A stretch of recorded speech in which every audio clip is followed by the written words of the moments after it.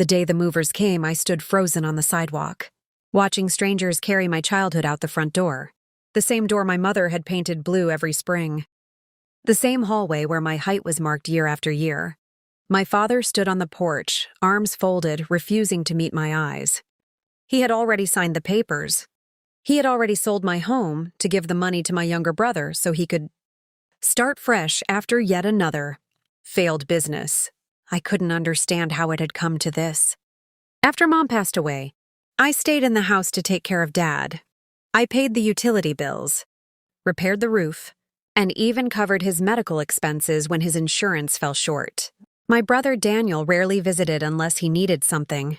Yet somehow he was the one Dad chose to rescue. I wasn't even told about the sale until a week before closing.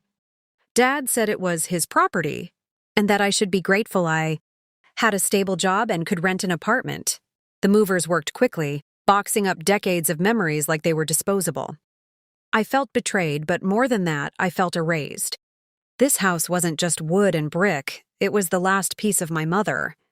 When I begged Dad to reconsider, he said I was being dramatic.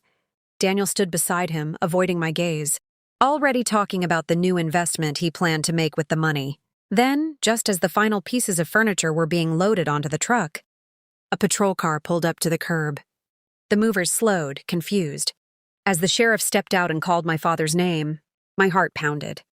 I hadn't told anyone about the situation, but someone had. The sheriff walked up the porch calmly and handed Dad a set of documents. Dad's face drained of color as he read them. It turned out my mother's will had finally surfaced.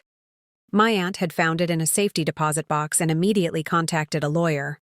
The house had never legally belonged solely to my father. It was placed in a trust for me and my brother, equally, and any sale required both our signatures. Mine had never been given. The transaction was unlawful. The movers quietly began carrying everything back inside. Daniel exploded in frustration, accusing me of plotting against him. But I hadn't known. I was just as shocked as everyone else. Dad tried to argue, but the sheriff warned him that proceeding with the sale would result in legal consequences. For the first time, my father looked unsure, not powerful, not confident, just a man realizing he had misjudged everything. That evening, as the sun set behind the house, I stood once more in the living room surrounded by half-open boxes.